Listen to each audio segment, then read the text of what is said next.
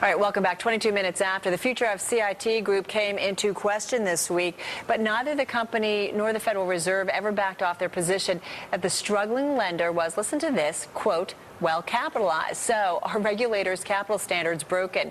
Joining us to discuss this and the central bank's rating standards is Bloomberg News' Jonathan Weil. Jonathan, welcome. Thank you. So regulators and CIT kept saying they're well capitalized. Kind of crazy, right? If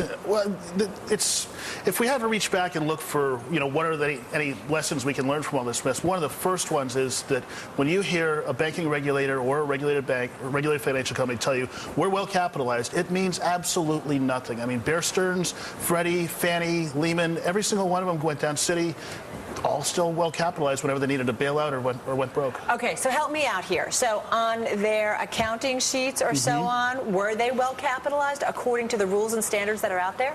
According to the rules and standards that were out there, sure. You smile. What are you saying, that these rules and standards are just bad? Let me just walk you through some of the numbers. The government gave them credit when the Fed let CIT become a bank holding company, which means they were eligible for rescue funds, Fed's discount window and all that. They gave them credit for $7.5 billion of what they call regulatory capital.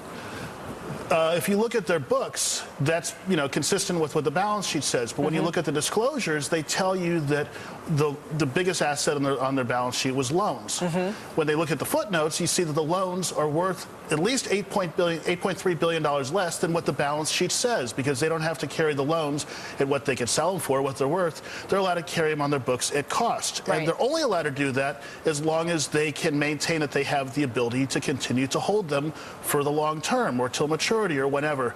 But if they don't have that ability, then they can't carry them that long. All right, so safe to say at this point that based on all the news reports we're hearing, I don't think they have the ability to hold them. Right. And they never did 6 months ago. That's why they needed to get the bailout the first time. So the only difference, literally, between a well-capitalized CIT and an insolvent CIT was some guy at the executive suites at CIT going, I've got the ability. I've got the ability. I've got the ability. That's the only difference between them being insolvent and well capitalized. Well, does this kind of play into a bigger issue? You and I were talking before we started here, before we came back, about transparency. I mean, do investors, does everybody really ultimately know then kind of what's going on in a company? I mean, they were saying they were well capitalized. Well, ultimately, it sounds like they were not. In this instance, if you knew exactly where to look and which footnote buried in a 100-page 10K annual report filing, then you might be, if you were skeptical about it, you could have found out the information that told you that these guys were not well capitalized.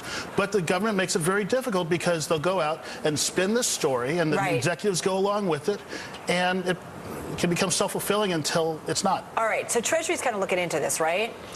Treasury put out a report with the White House last month outlining all their financial regulatory reform plans. And one of the things they said in there, I'm paraphrasing here, is our capital standards are broken in this country. And they said, we're going to study this, and we've got all sorts of ideas. We'll come out with a report by the end of the year. And I'm skeptical that they're going to do anything that would upset the banking lobby, which wants to be, look like they're well capitalized all the time, no matter how poorly they are. All right, as you know, CIT has been used in the same sentence with a zombie bank. So I'm curious, having you walked through this, I'm just curious, do you think that there are other kind of smaller players out there that are in similar situations that are well capitalized when indeed they are not? Absolutely. I had a column a few weeks ago to try to screen for these types of banks where they just had balance sheets that were not credible. Right. And you're talking hundreds of small and large, mostly small, but we talk small being like $1 billion of assets. There are hundreds in the country right now of these types of financial companies. You're skeptical about change, but ultimately, what do you think needs to be done here?